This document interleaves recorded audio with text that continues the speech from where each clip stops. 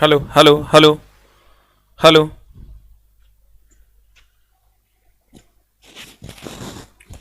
Hello. सबको नमस्कार है सर। आइए हम केमिकल बॉन्डिंग की इस बेला में आपका स्वागत करते हैं। आज हम लोग केमिस्ट्री के तीसरे चैप्टर का दूसरा क्लास करने जा रहे हैं, तीसरा क्लास कर रहे हैं, जिसमें हमने ये सारी बातें पढ़ ली है। ध्रुवीय, अध्रुवीय,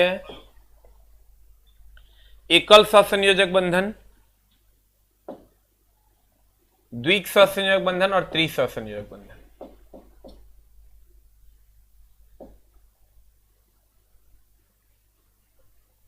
एसिटिलीन तक हमने पढ़ा था, CO2, बेंजीन, यहां तक हम लोगों ने पढ़ा था कि C6H6 में सिग्मा बॉन्ड और पाई बॉन्ड कैसे गिनेंगे। ठीक है, आज मैथ क्लास नहीं था सर, मंडे टू फ्राइडे ही होता है मैथ क्लास। अगर हम C6H6 की बात करें तो इसमें सिग्मा बॉन्ड और पाई बॉन्ड हम लोग सर कैसे गिनेंगे उसकी बात करते हैं। How we will find it, sigma bond and pi bond, यहां तक हम लोगों ने बात की थी। अब हम लोग यहां आते हैं सर, प्रमुख सहसंयोजक बंधन वाले यौगिक हैं वो आपके सामने है। सहसंयोजक यौगिक, उसके रासायनिक सूत्र, कार्बन डाइऑक्साइड, देखिए इसका संरचना अगर कहिएगा तो ऐसे बनता है।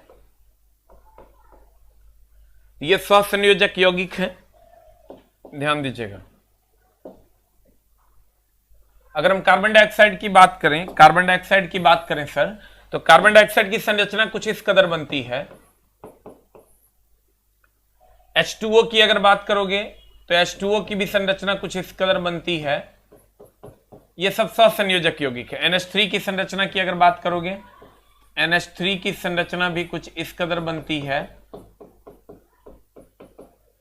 CH4 का उसी तरह, और बाद बाकी का भी उसी तरह हम लोग संरचना बनाते हैं। तो ये सारे के सारे रासायनिक सूत्र हैं जो सहसंयोजक बंधन दर्शाते हैं। अब देखिए सर, उसको बहुत ज्यादा हेडेक नहीं लेना है। अब आते हैं हम तीसरे बंधन पर। एक था आयनिक बंधन, दूसरा था सहसंयोजक बंधन और तीसरा है उप सहसंयोजक बंधन। ई कैसे बनता है सर? जैसे सर ये पापा है और ये बेटा है। पापा बेटा को सिर्फ देता है, लेता नहीं है।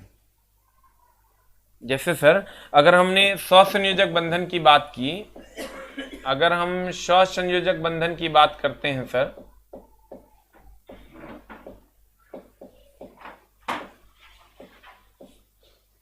तो ध्यान दीजिएगा।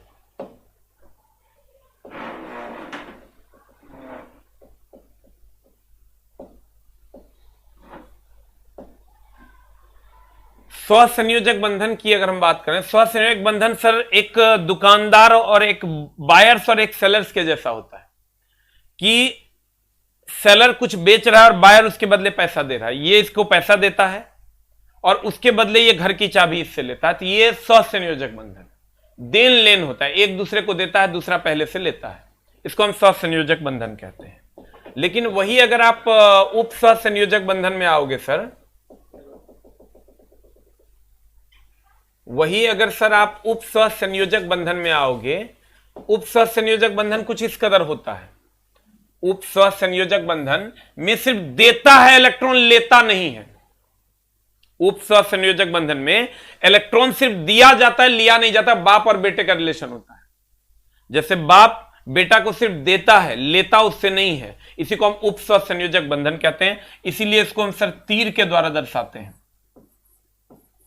तीर का मत्था उसके तरफ होता है जो लेता है, और तीर का जो टेल है, पूंछ है, वो उसके तरफ होता है जो देता है। अब ध्यान दीजिएगा कहता है इसमें एक ही परमाणु द्वारा दूसरे परमाणु को इलेक्ट्रॉन प्रदान किया जाता है। ये इलेक्ट्रॉन सिर्फ प्रदान करता है, लेता नहीं है उससे। इसे तीर के चिन्ह द्वारा दर्शाया जाता है। अब ध्यान दीजिएगा, जैसे आप ले लीजिए सर SO2 को, किसको ले लीजिए सर? SO2 को। जब आप SO2 को लेते हैं सर, तो ध्यान दीजिएगा क्या होगा। SO2 को लेते हैं सर, सल्फर होता है 16, ये हो जाएगा 2 8 6। ऑक्सीजन होता है 8, ये हो जाएगा 2 6। यानी अगर हम सल्फर की बात करें तो सल्फर के बाह्यतम कक्षा में कितने इलेक्ट्रॉन है? 6। ऑक्सीजन के बाह्यतम कक्षा में भी 6 है। सल्फर के बाह्यतम कक्षा में 6 है, ऑक्सीजन के बाह्यतम कक्षा में भी 6 है।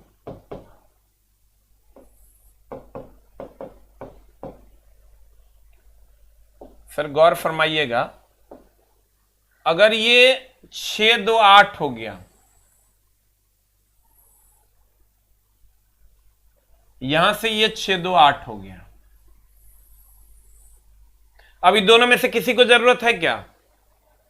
ये 2 इससे ले लिया, ये 2 इसको दे दिया, 6 2 8 6 2 8 हो गया। अब ये 2 इलेक्ट्रॉन इसको दे देगा तो इसको भी 8 हो जाएगा। लेगा नहीं, क्योंकि ऑलरेडी लेके 8 पूरा चुका है। इसका मतलब इसका जो बॉन्ड बनेगा वो कुछ इस कदर बनेगा। हमने कहा उप सहसंयोजक बंधन को तीर के निशान से दर्शाते हैं। तो अगर हम SO2 की बात करें तो S के बाह्यतम कक्षा में भी 6 है, O के बाह्यतम कक्षा में भी 6 है। तो यहां अगर इसमें 6 इलेक्ट्रॉन है, 6 इलेक्ट्रॉन है तो 2 इसको दिया, 2 इससे लिया, तो ये दोनों सेटिस्फाइड हो गया। लेकिन इस O के पास 6 को बचा तो ये 2 इसको दे देगा। क्लियर? अब ध्यान दीजिएगा, हम चलते हैं तीसरे पड़ाव की ओर, दैट इज O3। O3 में O का होता है 8, तो ये हो जाएगा 2 6, यानी बाह्यतम कक्षा में कितना इलेक्ट्रॉन? 6।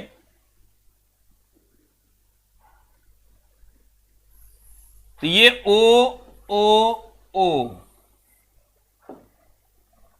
बाह्यतम कक्षा में सर 6 इलेक्ट्रॉन है, 2 3 4 5 6, 1 2 3 4 5 6, 1 2 3 4 5 6। अब अगर ये 6 2 8 कर लिया, इससे लेके 2, अब 2 इसको दे दिया, ये भी 6 2 8 कर लिया, ये दोनों सेटिस्फाइड हो गया। अब इसको तो 2 चाहिए, तो भैया इसको 2 चाहिए तो इसको 2 दे देगा ही, यानी O के बीच बन जाएगा डबल बॉन्ड, अब फिर इस O और इसके बीच बन जाएगा सिंगल बॉन्ड, कोऑर्डिनेट बॉन्ड, जिसको आप उप सहसंयोजक बंधन कहते हैं। इसको हम सर कहते हैं सहसंयोजक बंधन।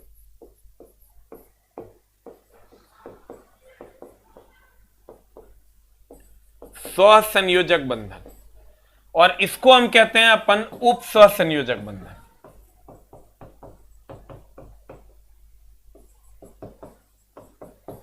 सर देखिए, हमने आपको क्या कहा, दुकानदार और कस्टमर का रिलेशन होता है सहसंयोजक बंधन, ये उसको कुछ देता है, उसके बदले वो उससे कुछ लेता है।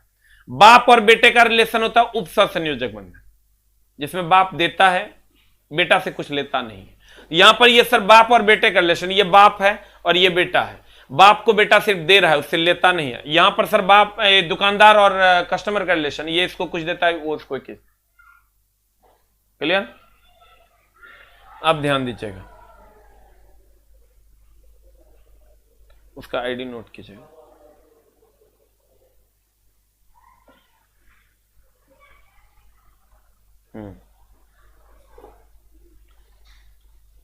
कहते हैं SO2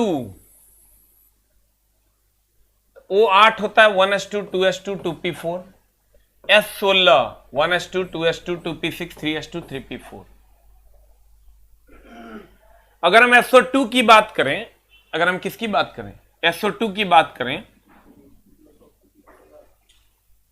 तो S के पास 6 इलेक्ट्रॉन है बाह्यतम कक्षा में, है ना सर? O के पास भी बाह्यतम कक्षा में 6 इलेक्ट्रॉन है, ठीक है? ये इसको 2 इलेक्ट्रॉन इसको दे दिया, 2 इलेक्ट्रॉन इससे ले लिया, तो ये दोनों सेटिस्फाई हो गया। अब इसको 2 इलेक्ट्रॉन चाहिए, तो ये 2 इलेक्ट्रॉन इसको दे दिया। अब जो बॉन्ड बना है वो OS के बीच डबल बॉन्ड बना, और यहां पर कोऑर्डिनेट बॉन्ड बन गया, जिसको आप उप सहसंयोजक बंधन कहते हैं, क्योंकि इसने इसको सिर्फ दिया है, उससे लिया नहीं। क्लियर? अब देखिए सर,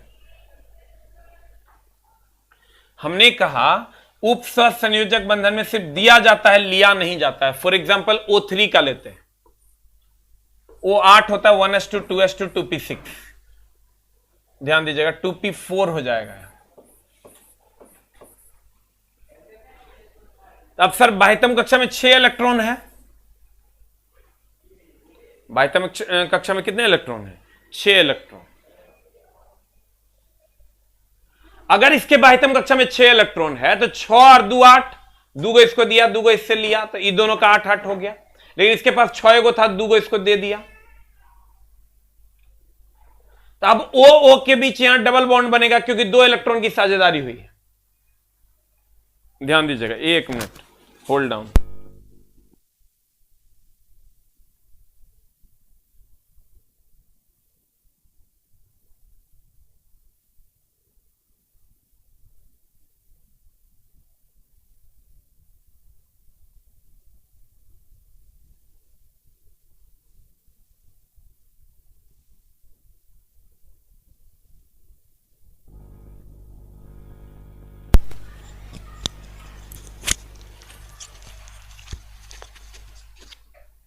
ध्यान दीजिएगा सर,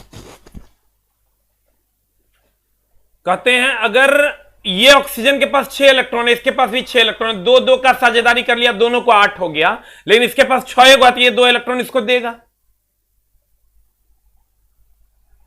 ना, तो 2 इलेक्ट्रॉन देगा तो यहां कोऑर्डिनेट बॉन्ड बनेगा, उप सहसंयोजक बंधन बनेगा, यहां सहसंयोजक बंधन बनेगा। कहते हैं भाग लेने वाले बंधन कौन कौन है इसमें? एक तो कोवैलेंट बॉन्ड दैट इज सहसंयोजक बंधन,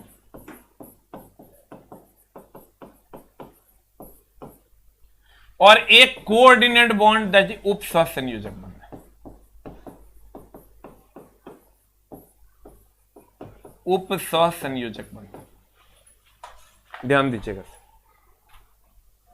हमने कहा अगर हम O3 की बात करें तो 1s2 2s2 2p4, बाह्यतम कक्षा में इलेक्ट्रॉन की संख्या हो गई 6, और 6 हो गई तो इसके पास भी 6, इसके पास भी 6, इसके पास भी 6, 2 2 की साझेदारी कर लिया। अब 2 इलेक्ट्रॉन जो बच गया वो इसको दे दिया क्योंकि इसके पास 6 ही था, इसको लेना नहीं है, इसको सर लेना नहीं है क्योंकि इससे लेन देन कर चुका है। अब एक 2 इलेक्ट्रॉन इसको दे देगा, इसका भी 8 हो जाएगा, इसीलिए हमने यहां डोनर टाइप बॉन्ड बनाया, इसी को हम उप सहसंयोजक बंधन कहते हैं, और ये आपका हो गया सहसंयोजक बंधन, कोवैलेंट बॉन्ड। ठीक है, अब ध्यान दीजिएगा सर, कहते हैं N2O। N2O की अगर हम बात करें, किसकी बात करें सर? N2O की बात करते हैं, है ना, एकदम आराम से धीरे धीरे बंधन बनाना आप सीख जाइएगा। जिन बच्चों का क्लास अगर छूटेगा तो किसी शर्त पे नहीं समझ में आएगा, इसलिए कृपया क्लास ना छूटे, इसका क्रमबद्ध ज्ञान को चला विज्ञान कहते हैं, महा भयानक दिक्कत में फंस जाएगा। N2O, ध्यान देना, N होता है 7, ये हो जाएगा 2 5, O होता है 8, ये हो जाएगा 2 6, और हमको करना है N2O, तो ये हो जाएगा NNO। अब देखिए कैसे बनाते हैं बंधन। इसके पास है 5, बाह्यतम कक्षा में 5, इसके पास बाह्यतम कक्षा में 6, तो चला इसके बाह्यतम कक्षा में 5,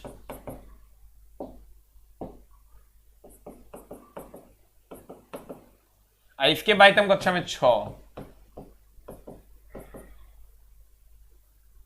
अब ध्यान देना, ये इसके साथ साझेदारी करेगा, 5 और 3 8 कर लेगा, आई इसको भी 3 दे देगा, ये भी 5 3 8 कर लेगा। अभी दोनों को जरूरत रहा क्या?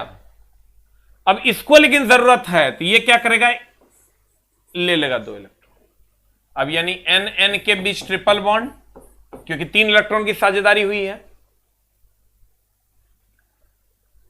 और यहां पर बन जाएगा कोऑर्डिनेट बॉन्ड। तो अगर आपको N2O का कहेगा स्ट्रक्चर तो ऐसा करेंगे, धीरे धीरे हम आपको सिखा देंगे सर, ध्यान दीजिएगा। तब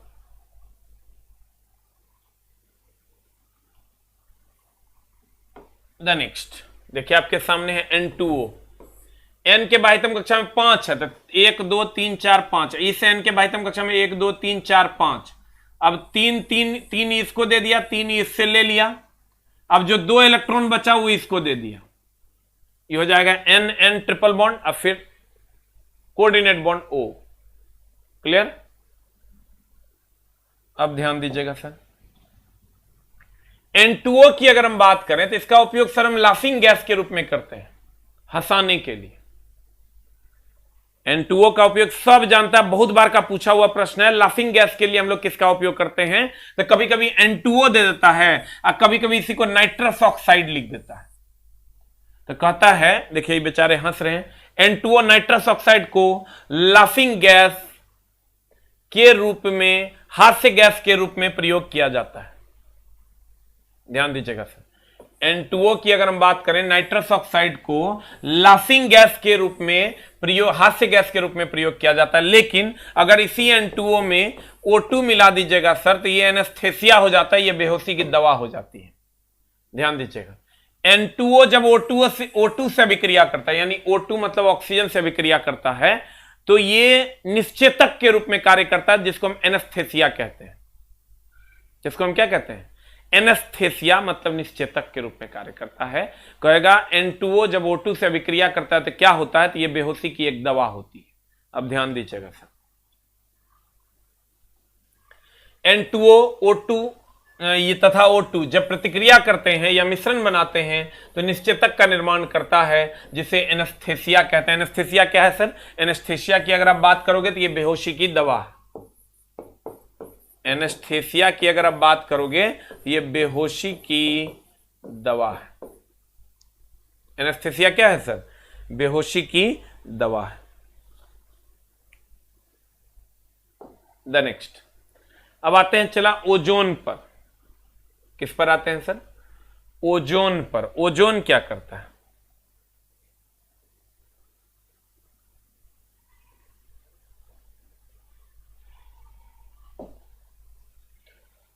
सर ओजोन लेयर जानते हो आप? ये जो पृथ्वी है आपका,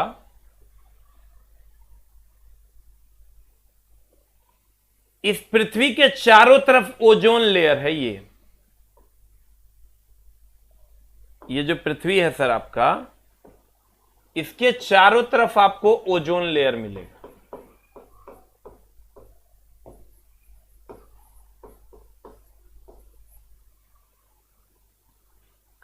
ये ओजोन लेयर करता क्या है? ये सूर्य से सर दो प्रकार की किरणें आती हैं, एक पराबैंगनी, सूर्य से दो प्रकार की किरणें आती है, एक पराबैंगनी और एक अवरक्त। ये अवरक्त किरण को आने देता है, ओजोन परत जो है सर, ये अवरक्त किरण को आने देता है पार होके पृथ्वी पर। ये अगर आप यहां खड़े हैं तो आप तक ये ओजोन किरण को पहुंचने देगा, अवरक्त किरण को पहुंचने देगा। किस किरण को पहुंचने देगा सर? ये अवरक्त किरण को पहुंचने देगा।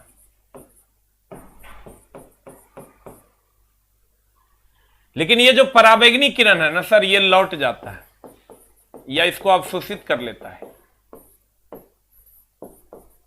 कौन? ये जो पृथ्वी के चारों तरफ जो ये ओजोन परत है, ये हम सर आपको कब, कहां, किस जगह पे, किस शहर में बुक मिलेगी उसका हम पीडीएफ दे रहे हैं आपको, मोबाइल नंबर के साथ। बोकारो में कहां मिलेगी, कलकत्ते में कहां मिलेगी, या कहां पर मिलेगी बुक पूरे भारतवर्ष में, बहुत सारे का लगभग हम आपको पीडीएफ देने वाले हैं, जिससे आपको पता चल जाए कि कहां पर बुक मिलेगी। आप वहां जाके बुक सर ले लोगे। अब ध्यान दो, अगर हम अवरक्त किरण की बात करें और ये ओजोन लेयर है हमारा, तो ये सूर्य है हमारा, सन है, ये सर हमारा सन है। सन से दो प्रकार की किरणें निकलती है, एक ओजोन किरण, अवरक्त किरण, और दूसरा पराबैंगनी। ये जो ओजोन परत है सर, जो पृथ्वी के चारों तरफ है, ये पराबैंगनी किरणों को लौटा देता है या अवशोषित कर लेता है, जबकि ओजोन किरण हमारे तक पहुंचती है और हमें गर्मी प्रदान करती है। आपको कहेगा बताओ किन किरणों के द्वारा हमें गर्मी प्रदान की जाती है, तो कहेंगे अवरक्त किरण। आप कहेंगे बताओ पराबैंगनी किरण क्या होता है, तो कहेंगे ये ओजोन परत से लौट कर चला जाता है। अब रही बात सर ओजोन की, ओजोन के साथ मामला क्या है सर? ध्यान दीजिएगा, ओजोन का फॉर्मूला होता है O3। हम ये कह सकते हैं कि ओजोन जो है ना, ये ऑक्सीजन का दूसरा रूप है। दूसरा रूप को सर साइंस की भाषा में अपर रूप कहते हैं। केमिस्ट्री के लैंग्वेज में दूसरे रूप को अपर रूप कहते हैं। तो ऑक्सीजन का अपर रूप है क्या? ओजोन। ठीक है। ओजोन पृथ्वी के बाहर एक परत है जो सूर्य से आने वाली पराबैंगनी किरणों को लौटा देता है, लेकिन अवरक्त किरणों को कुछ नहीं कहता, अवरक्त किरणों को आने देता है। ठीक है। अगर हम ओजोन की बात करें तो ओजोन की जो संरचना होती है, अभी तुरंत हम आपको बताए थे, वो कुछ इस कदर होती है, जिसमें 2 स्वसंयोजी बंधन होते हैं और 1 उप स्वसंयोजी बंधन होते हैं।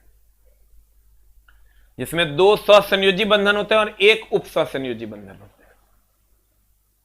ठीक है। अब ध्यान देना, उत्तराखंड में सर, कहां उत्तराखंड में, बिहार में हम लोग दे नहीं पा रहे हैं। उत्तराखंड में सर बुक आपको ऑनलाइन बुक करनी होगी। दरभंगा में मिलेगी सर, हम आपको बता देंगे, रात तक मिल जाएगी PDF। सर ध्यान देना,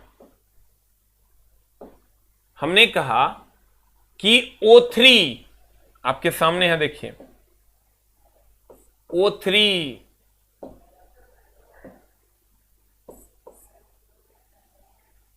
O डबल बॉन्ड और 1 O के साथ कोऑर्डिनेट बॉन्ड है, यानी 2 सहसंयोजक बंधन है और 1 उप सहसंयोजक बंधन। यह ऑक्सीजन का अपर रूप है। यह ऑक्सीजन का क्या है? अपर रूप है।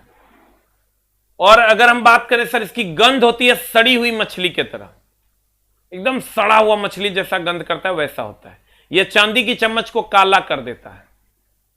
चांदी की चम्मच को क्या करता है? काला कर देता है। और यह पृथ्वी के बाहर एक परत है जो पराबैंगनी किरण को अवशोषित कर लेता है या लौटा देता है। और सर ये जो ओजोन परत है, इसका क्षय हो रहा है। आप कहिएगा सर कैसे क्षय हो रहा है? तो समझिएगा सर, ये जो ओजोन परत है इसका क्षय हो रहा है। जो हम लोग रेफ्रिजरेटर घर वगैरह, जो अगर आपका ये घर है सर, और आप इस घर में रेफ्रिजरेटर यूज कर रहे हो, तो रेफ्रिजरेटर से सर क्लोरोफ्लोरोकार्बन निकलता है CFC, जो ओजोन परत को बहुत ज्यादा नुकसान पहुंचाता है। यानी कहने का मतलब यह हुआ, मान लीजिए ये आपका घर है सर, और यहां आपने रेफ्रिजरेटर लगाया हुआ है। इस रेफ्रिजरेटर से निकलता है CFC, क्लोरोफ्लोरोकार्बन, जो ओजोन परत का क्षय कर रहा है, जिसके कारण कहा जा रहा है कि अगर ओजोन परत का क्षय हो गया तो ये जो पराबैंगनी किरण लौट जाता है, वो लौटेगा नहीं, सीधे पृथ्वी पर आएगा, सबको चमड़े का कैंसर हो जाएगा, लोग मर जाएंगे। इसलिए AC की मात्रा या रेफ्रिजरेटर की मात्रा को कम करना चाहिए, जितना कम हम यूज कर सकें। इसीलिए एनवायरनमेंट में पेड़ पौधे लगाने की बहुत ज्यादा सब्सिडी वगैरह की व्यवस्था की गई है पूरे विश्व भर में। आप कहिएगा सर मामला इससे क्या होगा? ये जो रेफ्रिजरेटर से सर क्लोरोफ्लोरोकार्बन निकलता है,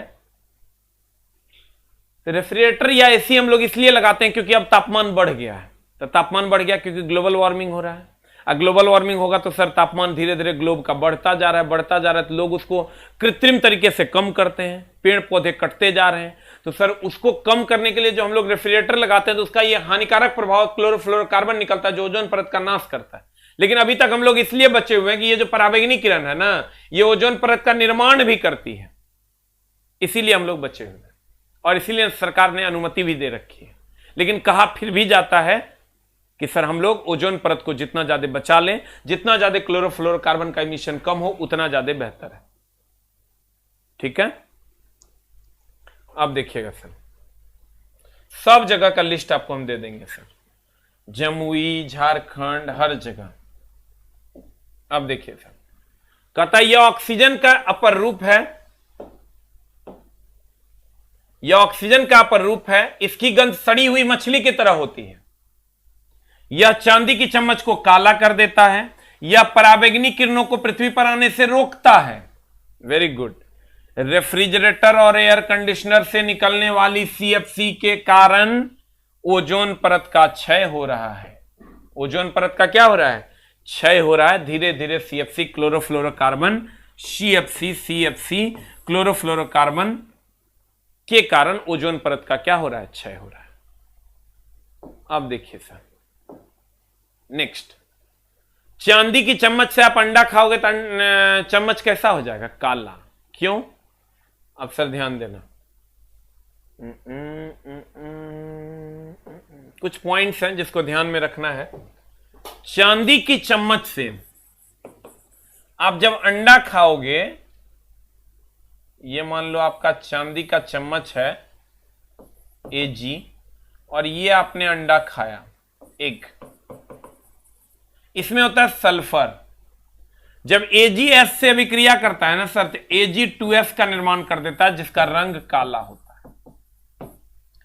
जब सर Ag जो है ये S से अभिक्रिया करता है तो Ag2S का निर्माण कर देता है जिसका रंग कैसा होता है? काला। इसीलिए कहते हैं चांदी की चम्मच से अंडा नहीं खाना चाहिए, क्योंकि उसमें जो सल्फर होता है अभिक्रिया करके Ag2S बना देता है जिसका रंग काला होता है। ठीक है। एक होता है सर AgNO3, नाम सुने हो सर? लूनर कास्टिक कहते हैं।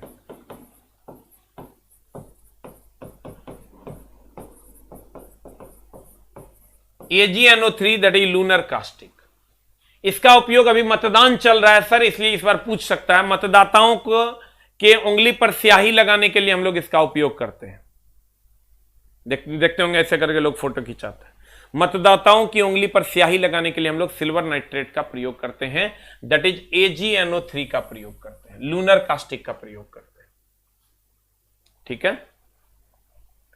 उसके बाद एक कृत्रिम वर्षा करवाने के लिए हम लोग सिल्वर आयोडाइड का प्रयोग करते हैं। ये हमारे यहां भी होता था, लेकिन बहुत ज्यादा बजट होने के कारण पता चला 10,000 का धान नहीं होगा, 20,000 का खर्चा आ जाता है कृत्रिम वर्षा करवाने। हम लोग जब चाहें जहां चाहें सर कृत्रिम वर्षा करवा सकते हैं, लेकिन मटेरियल भी तो देखो सिल्वर। चांदी और आयोडीन जब अभिक्रिया करेगा तब जो वो प्रोडक्ट बनेगा उससे हम लोग बारिश करवा सकते हैं, दैट इज सिल्वर आयोडाइड। ठीक है। इससे हम लोग कृत्रिम वर्षा करवाते हैं। ध्यान दीजिएगा सर। HF का नाम सुने? हाइड्रोजन फ्लोराइड का HF। सर अभी ये कांच है, इस पर हम लिखते हैं और मिटा देते हैं, लेकिन अगर आप उसमें हाइड्रोजन फ्लोराइड मिला दोगे तो वह आप मिटा नहीं पाओगे। कांच पर परमानेंट लिखने के लिए हम लोग हाइड्रोजन फ्लोराइड का उपयोग करते हैं। किसका उपयोग करते हैं सर? हाइड्रोजन फ्लोराइड का उपयोग करते हैं। गौर फरमाइएगा। कहते हैं चांदी के चम्मच में अंडा खाना वर्जित है, क्योंकि चांदी अंडे में उपस्थित सल्फर से क्रिया करके सिल्वर सल्फाइड बोले तो चला Ag2S बना लेता है, जिससे चम्मच काली हो जाती है। फिर कहता है सर सिल्वर आयोडाइड AgI का उपयोग कृत्रिम वर्षा कराने में किया जाता है। सिल्वर नाइट्रेट, जिसको आप लूनर कास्टिक कहते हैं, इसका उपयोग मतदाताओं की उंगलियों पर निशान लगाने में किया जाता है। HF हाइड्रोफ्लोरिक अम्ल, इसका उपयोग कांच पर लिखने के लिए किया जाता है, क्योंकि कांच में यह घुलनशील होता है। कांच में घुल जाता है और उसको सर पकड़ लेता है, क्योंकि यह कांच में क्या होता है? घुलनशील होता है। ठीक है। हमने आपको क्या कहा सर? सिल्वर आयोडाइड का उपयोग कृत्रिम वर्षा कराने में किया जाता है। सिल्वर नाइट्रेट को हम लूनर कास्टिक के नाम से जानते हैं। इससे हम लोग कृत्रिम वर्षा करवाते हैं। आप मतदाताओं के उंगलियों पर स्याही जो लगाते हैं जिससे निशान पड़ता है, इसी का रहता है। हाइड्रोजन फ्लोराइड से हम लोग सर क्या करते हैं? हाइड्रोजन फ्लोराइड से हम लोग सर कांच पर लिखने का काम करते हैं। बहुत बार का पूछा हुआ क्वेश्चन है। और सर चांदी की चम्मच में अंडा खाना चाहिए? नहीं, उसमें सल्फर होता है जो सिल्वर सल्फाइड बनाएगा, जिसका रंग काला हो जाता है, जिसके कारण चांदी की चम्मच काली हो जाती है। अगर हम ओजोन की बात करें, यह ऑक्सीजन का अपर रूप है, यानी दूसरा रूप है। ओजोन की गंध सड़ी हुई मछली के समान होती है। कैसी होती है सर? ओजोन की गंध सड़ी हुई मछली के समान होती है। और यह पराबैंगनी किरणों, पृथ्वी के बाहर एक ओजोन परत होता है जो पराबैंगनी किरणों को लौटा देता है। जो पराबैंगनी किरणों को क्या करता है? लौटा देता है। जो पराबैंगनी किरणों को क्या करता है? लौटा देता है, लेकिन अवरक्त किरण को आने देता है। सिल्वर कृत्रिम वर्षा किससे होती है सर? कृत्रिम वर्षा होती है सर सिल्वर आयोडाइड से। और सर हम लोग लूनर कास्टिक के नाम से किसको जानते हैं? तो AgNO3 को हम लोग लूनर कास्टिक के नाम से जानते हैं। मतदाता अपने उंगली पर स्याही के जैसा दाग लगाता है। उसके बाद अगर हम बात करें सर, Ag2S का निर्माण होता है जब अंडे को आप चांदी के चम्मच में खाते हैं, जिसका रंग कैसा हो जाता है? काला। जिसका रंग कैसा हो जाता है? जिसका रंग कैसा हो जाता है सर? काला। इसीलिए कहा जाता है कि चांदी की चम्मच में अंडा खाना वर्जित है। अब कांच पर लिखने के लिए किसका उपयोग करेंगे? चला, कांच पर लिखने के लिए हाइड्रोफ्लोरिक एसिड का उपयोग करेंगे, HF का। कांच पर लिखने के लिए किसका उपयोग करेंगे? हाइड्रोफ्लोरिक एसिड का उपयोग करेंगे। और अगर हम कहें मतदाता अपने उंगली पर स्याही, तो सिल्वर नाइट्रेट। कहेगा किसके कारण चांदी की चम्मच काली होती है? Silver sulphide. कहेगा कृत्रिम वर्षा किसके कारण? Silver iodide. और कहेगा कांच पर लिखने के लिए किसका? Hydrogen fluoride. क्लियर? अब देखिए सर,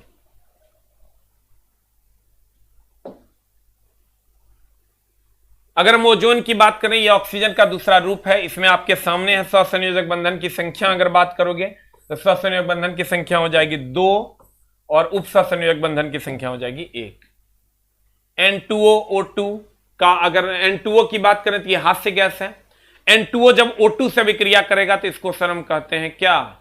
निश्चेतक, एनेस्थेसिया है, बेहोश हो जाएगा। N2O अकेले होगा तो हास्य गैस है। N2O जब O2 से विक्रिया करेगा तो ये एक एनेस्थेसिया है, इसको बेहोश कर देगा। लाफिंग गैस है N2O, जिसका एक और नाम आपको दे देगा नाइट्रिक ऑक्साइड, नाइट्रस ऑक्साइड। हड़बड़ी मैंने मारी है, आंसर होगा सर नाइट्रस ऑक्साइड। नेक्स्ट, इसके हम सारे सहसंयोजक बंधन, उप सहसंयोजक बंधन के बारे में सर, उप सहसंयोजक बंधन की अगर बात करोगे तो ये है क्या सर? उप सहसंयोजक बंधन में सिर्फ दिया जाता है सर, लिया नहीं जाता है। और जिसको दिया जाता है उसके तरफ हेड रहता है, जो देता है उसके तरफ टेल रहता है। क्लियर?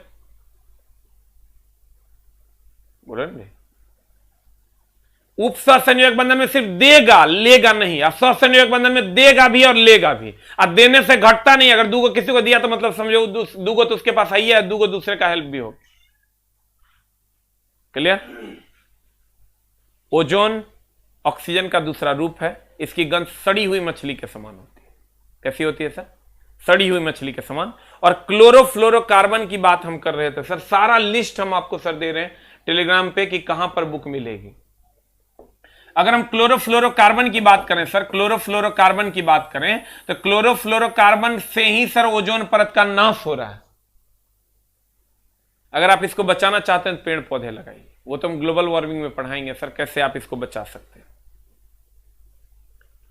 द नेक्स्ट, हम सर सारे बुक सेलर्स का नंबर आपको दे देंगे, आप उसको सर फोन कर लीजिएगा।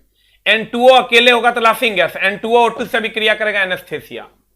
ऑक्सीजन के बारे में हमने आपको पढ़ा दिया। सिल्वर नाइट्रेट का उपयोग सर क्या करते हैं? मतदाता अपने उंगली पर निशान के लिए। हाइड्रोजन फ्लोराइड कांच पर लिखने के लिए। सिल्वर आयोडाइड कृत्रिम वर्षा के लिए। क्लियर? अभी सर 1-1.5 घंटा में आपको मिल जाएगा। चांदी के चम्मच से अंडा खाना वर्जित है क्योंकि सिल्वर सल्फाइड बना देता है, जिसका रंग कैसा होता है? काला। अब इसके बाद सर हम लोग अगली कक्षा में पढ़ेंगे हाइड्रोजन बंधन। ठीक है, उम्मीद करते हैं सर यहां तक आपको समझ में आया होगा। आज यहीं तक रखेंगे। अगली कक्षा आपकी मंडे को होगी। मंडे टू सैटरडे क्लास है आपका, टेंशन नहीं लेना है सर, आराम से समाप्त कर लेंगे हम लोग। अभी बहुत टाइम है, जितना टाइम है उतना में आपका काम हो जाएगा। ठीक है, 10 दिन आपको रिवीजन के लिए भी बच जाएगा। Thank you very much. मिलते हैं हम लोग सर अगली कक्षा में। और बुक की रही बात तो सर हर जगह कहां पर बुक मिलेगी, किस जगह मिलेगी, किस बुक स्टोर में मिलेगी, उसका मैंने एक PDF बना दिया है जो आपको टेलीग्राम पे बहुत जल्द सेंड कर दिया जाएगा। ठीक है, बहुत जल्द, हो सकता है 15-20 मिनट में आपको मिल जाए। थैंक यू वेरी मच, नमस्कार। मिलते हैं हम लोग सर अगली कक्षा में मंडे को। Thank you very much. और शाम में 7:30 बजे सर बहुत अच्छे क्वेश्चन डिस्कशन के साथ। Thank you very much.